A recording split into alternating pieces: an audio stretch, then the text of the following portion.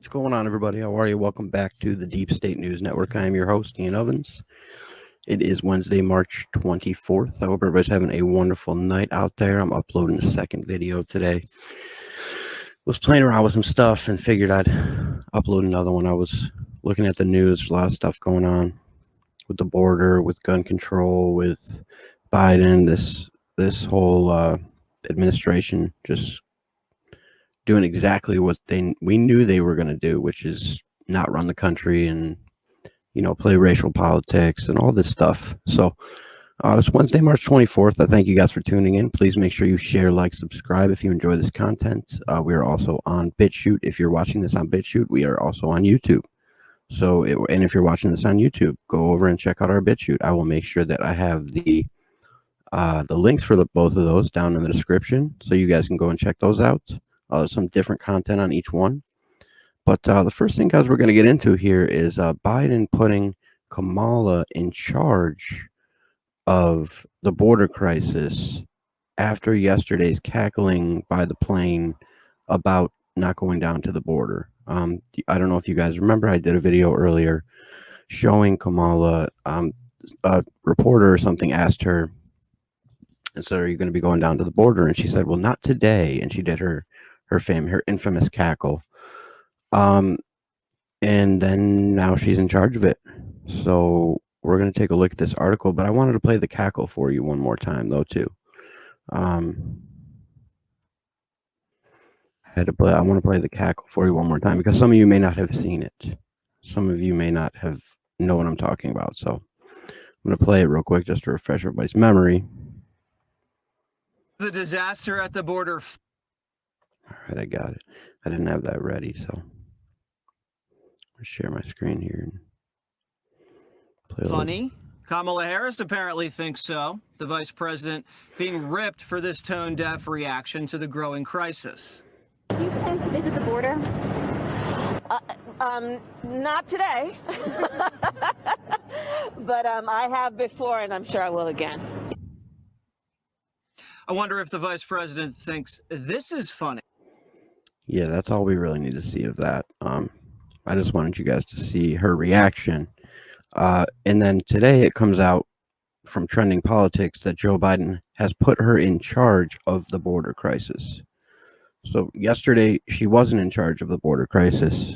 And then today, so yesterday that whole cackling thing happened, and then today Joe Biden comes out and says he's putting her in charge of the border crisis. So I don't know what's going on, but just some crazy stuff. So let's take a look at the article here that I wanted to show you guys. This is from Trending Politics again. Biden puts Kamala in charge of border crisis. Handler tells the press it's time to leave. All right. So there's a little picture of President Joe Biden put nominal Vice President Kamala Harris in charge of solving the escalating border crisis. Harris will now lead the administration's efforts in curbing immigration across the southern border, including focusing on the coordination with Mexico and Latin America. Biden said in a statement given at the White House before turning reporters away. Thank you, Mr. President, for your confidence, Harris told Biden. Thank you. Thank you, Biden replied, willing to do it. And now we're going to get down to business here. And Ron, who am I turning this over to? Thank you very much, Mr. President, the handler replied. I think it's time. I think it's time for our friends in the press to leave now. The press began shouting questions at Biden while Biden looked on with a blank stare. He breathed heavily into his mask while the staffers whisked the reporters away. Thank you very much, the staffer said to the chorus of reporters faded. President Biden continues to delegate major responsibilities that he was elected to handle to his vice president. Harris has met with numerous heads of state in one-on-one meetings and included in all of the president's IC briefings. Okay, guys, so this is the funny part to me, because just yesterday she was cackling about the border. She was asked about it, and it seemed like it was no big deal, right? I just showed you the video of her cackling by the plane. That was just yesterday taken. So I'm just so confused on like these people aren't even hiding that they don't care about this country. I mean, the I saw some numbers, and I'll have to do I'll do a video on it tomorrow. But when Donald Trump was in office, um, I think there was 80% less border crossings. I think we're up to like 6,000 a day or something right now under Biden, and it was 80% less under Donald Trump. And I I don't know how to feel on the whole situation. It's like it's kind of frustrating because you know this is America, and I understand that, but we need to be identified. Like we, the American citizens who are already American citizens who get a license, who are born in this country, we still are identified. You know, we don't get to just run around unidentified and not have to be under. So I'm not sure how. Like I get that it's not great in other countries, but that's not our fault. You know, like we can do what we can to go over there and help these people and help them come here correctly and all this stuff, but at the end of the day, we're not doing anything wrong by protecting our borders from people just crossing illegally. And a lot of people need to understand that. A lot of people think, and this is my opinion is that we need to protect when you have a house, when you build a house, you put a fence around it to protect your yard and your land, right? I mean, why would we not do the same thing for America? I don't know. It's just getting crazy out there. But we're going to move on to our next topic where Biden got lost again because I think that it was this same interview where Biden, you know, just isn't with it, man. He's not with it. And I'm telling you, within a few months here, he's going to be turning it over to Kamala Harris. He's going to say he's not mentally sane or whatever, and she's going to become the president. So thank you, Mr. President, for your confidence. Well, Thank you. thank you for willing to do it. Now we're going to get down to business here, and Ron, who am I turning this over to? Well, thank you very much, Mr. President. I think it's time for the press, our friends in the press to leave now. Thank you. Seriously? Like, he just does not look good.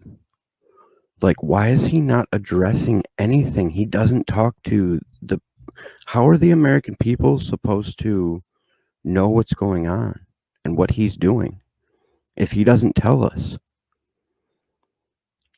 Like, I just I don't understand what's going on. I know a lot of people don't understand what's going on right now. I'm sorry, guys. I gotta plug my charger in before my computer dies. All right, there we go. I just feel like a lot of people don't understand what's going on, but he just does not look well. And the fact that he doesn't know what's going on, like he's in a room with reporters and he's talking to his vice president, and then obviously the media is there and they're going to have questions, but every time the media is around where we get a chance to see former Vice President Biden, it's always he either can't talk, is too busy, or there's like some handler of his rushing them out of the room. And so it's just weird. It's very odd. He will not talk to the American people. We don't know what's going on with him.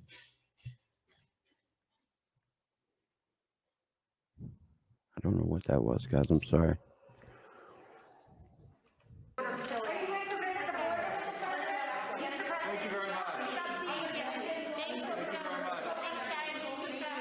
And of course, he blamed Trump for the border crisis. But in all actuality, when Trump was president, it was 80% less people were crossing the border. Now that Biden's president and he's amended these things and he's done this stuff that makes it, so border patrols are less and like they're not doing as much to stop people at the border. We have 80% more people crossing the border illegally. So it's Biden's fault for the border crisis, not Trump's whatsoever. Just to be clear. All right, guys, but we're going to move on here. We're going to move on to assault rifles are not, according to The View, a host on The View, you are not a patriot if you own an assault rifle. So we're going to take a look at that. Let's take a look at this video here.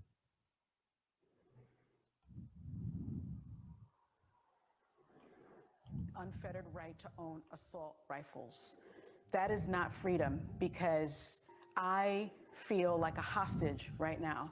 I feel like a hostage to the selfish people that insist on owning these types of weapons. But you're not a hostage, though. Nobody's holding you hostage for anything. So this is what's happening, guys. She's coming out and saying this after this shooting happened in Colorado. That the Democrats love to use those as perfect times to get on the news and have all their celebrity friends and everybody say that guns are bad, so that they can push more gun control, so that they can persuade Americans to jump on the gun control bandwagon and say, oh, guns are bad. You know, they love to pull on your heartstrings because that's one way to sway your decision. You know, that's a way to get people to do what they want. So they love to use this stuff. I don't know why we're like frozen up here, but they love to use this stuff to.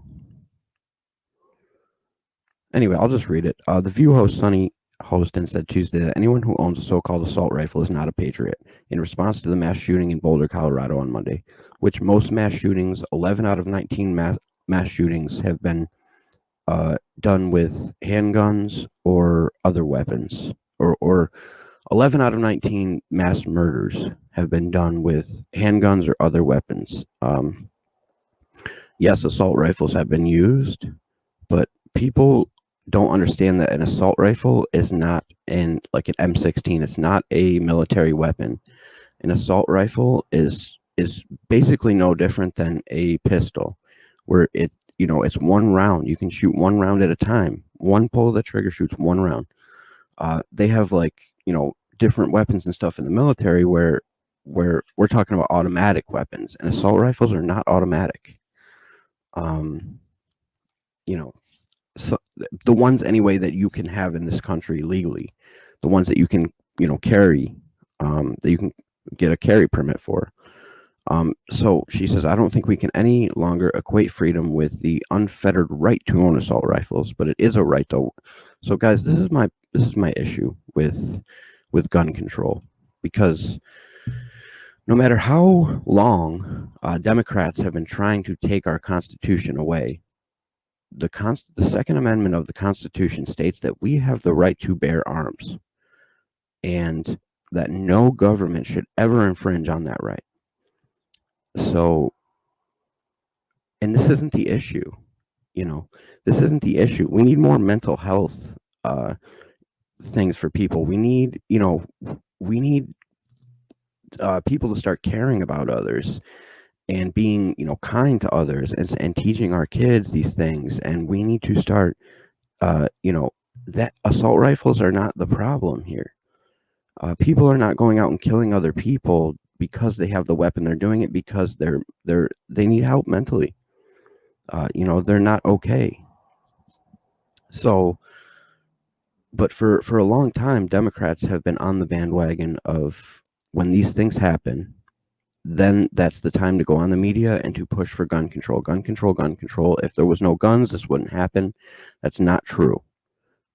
If we took everybody's guns away, people would find other ways to kill other people. People are always going to kill other people. It's a mental thing, It's like people just snap sometimes, and it's not about the weapon. It's about the mental state of that person, in my opinion. All right, guys, but we're going to move on here. We got Bill Gates comes out. What did I put here? Bill Gates comes out on Chemtrails Remastered, aka Chemtrails 2.0. We got an article here. I'll share my screen again. We got an article. Bill Gates supports project to cool the earth with chalk dust. This dude is crazy, man. They remember the projects with which Bill Gates wanted to cover the sun to cool the earth. While this summer the tests will begin, according to the Times reports, a large balloon will soon be launched in Sweden that will spew out particles of calcium carbonate, which is essentially chalk dust. The controlled stratospheric perturbation experiment wants to prove that the release of this dust into the stratosphere could eventually divert some of the sun's energy and lower the temperatures of our planet. We don't want our planet's temperatures lowered. I'm not sure who asked for that. I don't remember people asking for that. The balloon will be launched near the Arctic city of Kiruna, and it would be the first serious attempt to test whether global warming can be kept under control by dimming the sunlight, which it can't. It's a lie.